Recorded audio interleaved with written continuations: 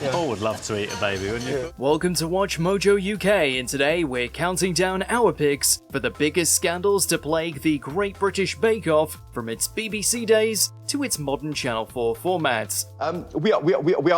We are saying, with regards to baking, if you must bake in a tent, bake in a tent, but please don't bake in a tent. Before we begin, we publish new content every day, so be sure to subscribe to our channel and ring the bell to get notified about our latest videos. We'll explore what the controversy was and the reaction. Number 20, upsetting Cornwall. Paul and Prue would like you each to make your version of the Cornish national dish, the pasty. If there's one thing you should never do to Cornish folks, it's be offensive to the county's prized pasty. After all, they had a massive protest over the 2012 pasty tax. So you can imagine the outrage from the region when the Great British Bake Off had Pastry Week in Series 11, where contestants committed blasphemy against the Cornish pasty. I'm saying that these pasties are in the shape of a haddock, because I've got smoked haddock in it, but it's more shaped like just generic fish. With instructions that they could do anything, the bakers went too far and created a fish-shaped pasty, a toad-in-the-hole one, and a samosa-shaped pasty.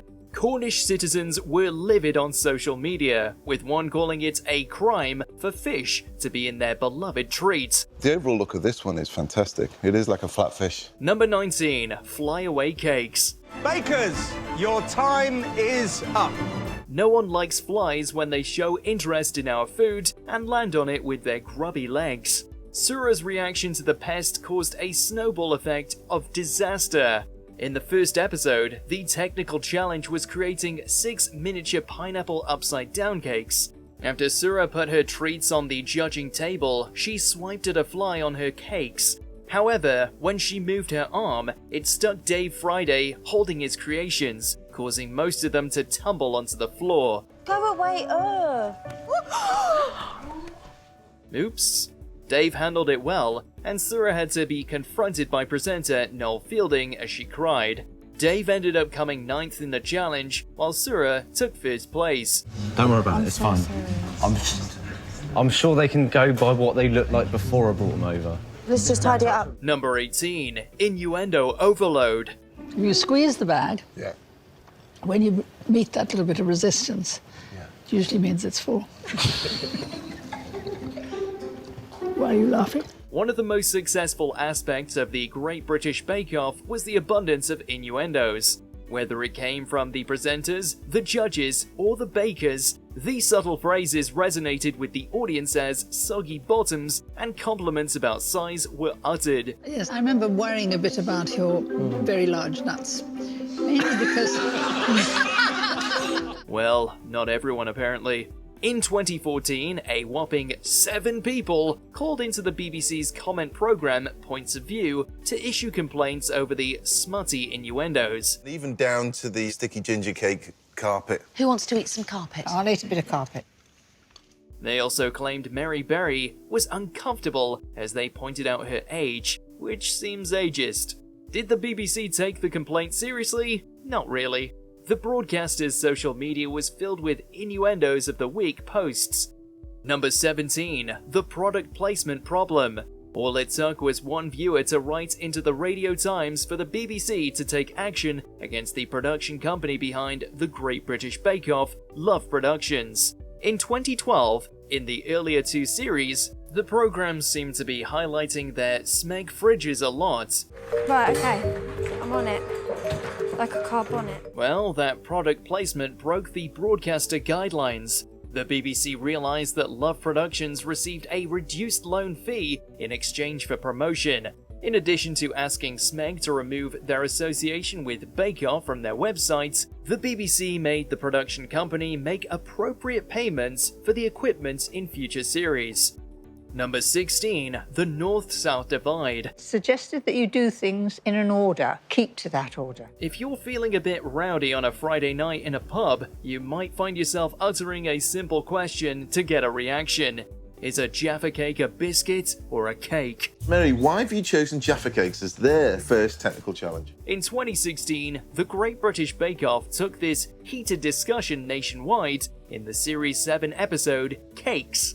With the bakers making Jaffa cakes, a cutaway showed Paul Hollywood and Berry drinking tea with the snacks. Then he dunked a Jaffa cake into the cup, treating it like a biscuit, and causing Berry to say in disgust, "We don't do that in the South." We don't do that in the South, you know. Because most Brits take their biscuit and tea dunking hobby super seriously, social media was awash with discussions about Hollywood's actions. Even McVitie's chimed in by blasting the judge. Number 15, betting scandal. Judges have made a decision. It's been like waiting for a new pope to be elected. Thankfully, the white smoke has now emerged from the marquee. It was news to us that you could place bets on competitive TV shows, but it was even bigger news that employees of Bake Off's production company tried to scam bookmakers in 2015 using insider knowledge to bet on the season's winner, and were totally busted for it. Ed. That's right, the British bookmaker, Ladbrokes, noticed some suspicious activity before the season finale of Bake Off aired, with lots of new accounts created and all of them backing the same winner to the tune of over £10,000. Not only was all the new activity suspicious, but Ladbrokes easily tied the bettors back to the production company too, because these modern-day heist masters used their own names when opening the accounts. Not too bright. Oh my god, that actually did happen. It wasn't, a dream. Number 14, Hollywood's scandalous love life. When Hollywood looked at Lucy's dreadful showstopper in The Great Stand-Up to Cancer Bake Off, he could have been looking at a metaphor for his love life. In 2013, he went off to the US to judge on the American baking competition. However, Hollywood began having an affair with fellow judge Marcella Valladolid. Okay, Paul and Marcella, would you rank the baker's savory pies from worst to best? The problem was, he was married at the time. Hollywood has spoken about his regrets about the affair. While they broke up, Hollywood and his wife got back together briefly before divorcing in 2017. The same year, the silver judge was photographed appearing to kiss previous Bake Off contestant Candice Brown, which both denied. Number 13, Matt Lucas's Boris Johnson debut. Oh no, well, maybe I... Oh, yes, well that works, actually. I can read that fine. When a new presenter makes their debut, they hope it'll be memorable. However, when Matt Lucas joined the Great British Bake Off team, he probably hoped it wasn't quite as scandalous. Appearing in 2020's Series 11, he opened the first episode by parodying then Prime Minister Boris Johnson as he gave a daily briefing on COVID-19. If you must bake in a tent, but please don't bake in a tent. Instead of mentions of hands, face, space, baking references, and the pronunciation of scone was discussed as Lucas mocked the government for its handling of the crisis. Prue. Scone. Right. Professor Paul Hollywood. Scone. Right, but I hope that clears things up for you. However, not everyone found it funny. 202 viewers issued complaints to the broadcasting authority Ofcom, who stated they hadn't decided whether to look into the issue or not. Number 12, Prue doesn't like baking. I'll be firm but fair, because I want the bakers to do their very best. We're assuming one of the very first rules of Marketing 101 is not to admit disinterest in the very product you're selling. And we're also guessing the Bake Off host Prue Leith must have totally forgotten that rule.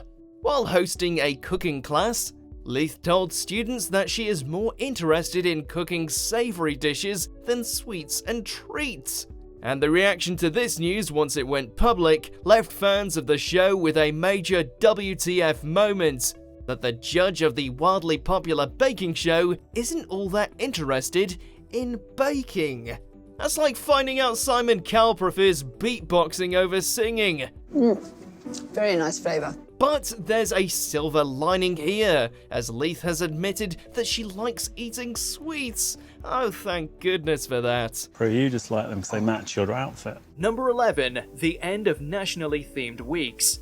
In 2023, the Great British Bake Off announced the end of the long-running nationally themed weeks, after several incidents resulting in claims of racism, stereotyping, cultural insensitivity, and not being respectful to traditional national dishes. The producers decided it was enough. One issue was in Series 11's Japanese episode, with no pastries from the country, instead from elsewhere in Asia. I find Japanese baking had some French influence in there, so I'm hoping to draw on my knowledge of French pastry. In Series 12's German week, Lucas and Fielding were criticised for mocking the accent on top of the showstopper not even being from the country. The bakers tackled traditional Christmas biscuits. Finally, Series 13's Mexican week had the presenters in sombreros for a sketch, which contributed to a chef calling the episode casually racist. Oh, no Mexican jokes at all? I don't think so.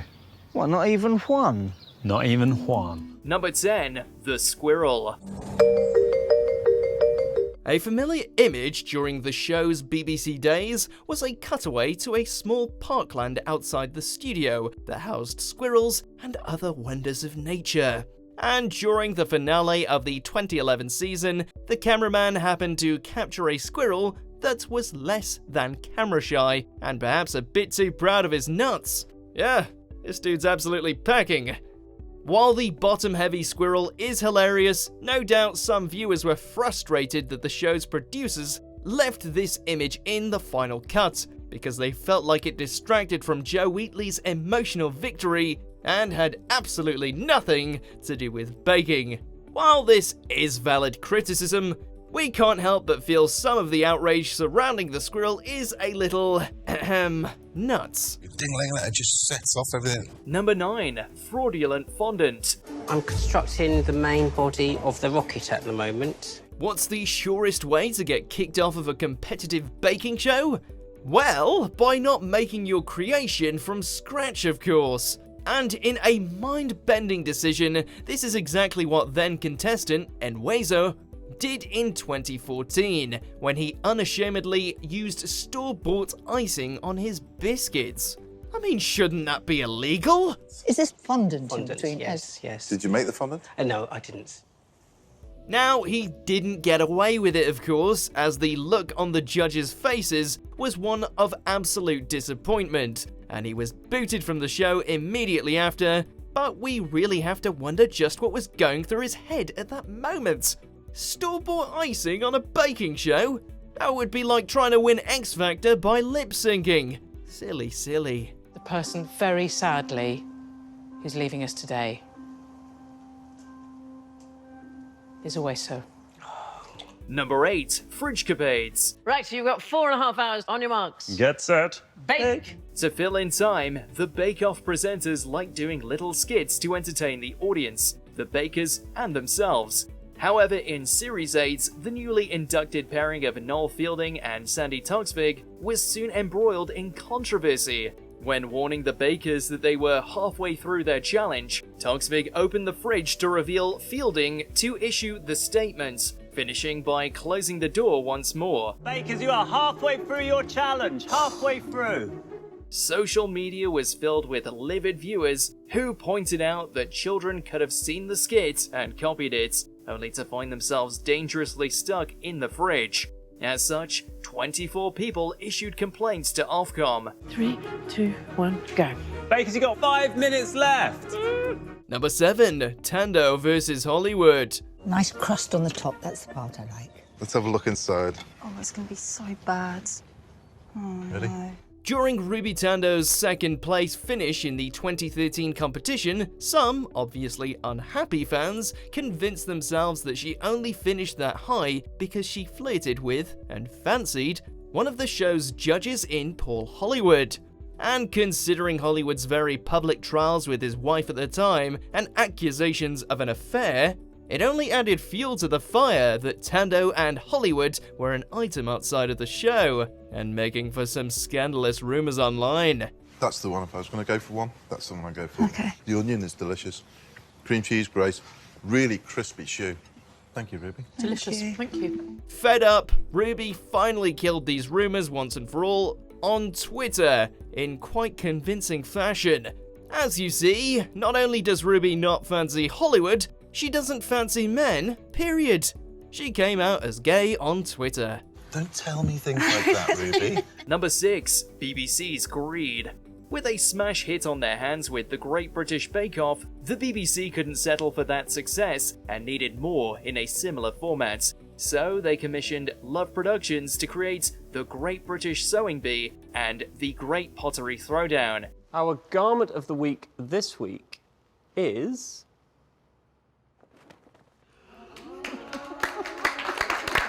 This was all fine and dandy until the Beeb decided to steal from the company when they created hair in-house without Love Productions' inputs. Do you think you're going to make it on time? It looks like you're nearly done. I'm almost done, so yeah. This resulted in the group threatening to sue the BBC.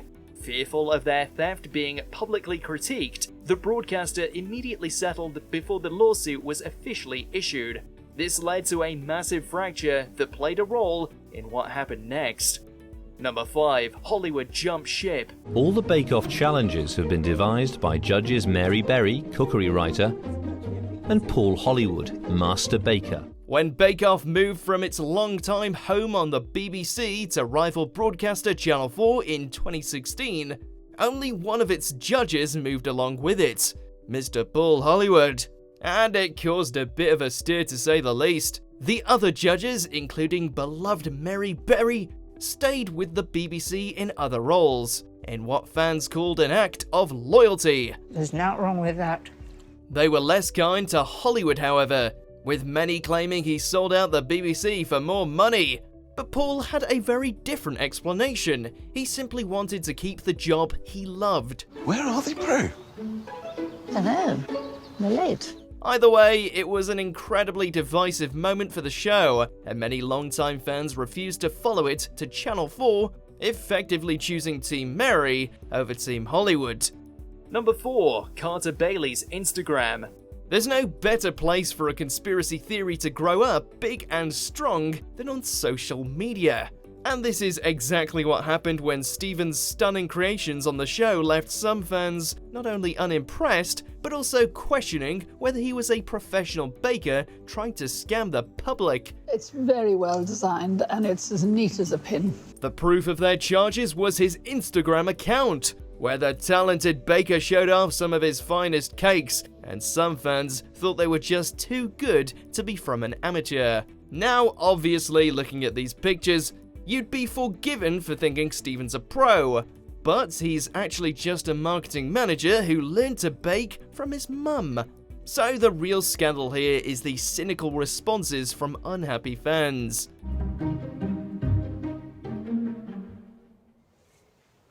That is stunning. Number 4. Stolen custard. I've got to make that into proper custard, and I've got 2 types of caramel to make, so yeah.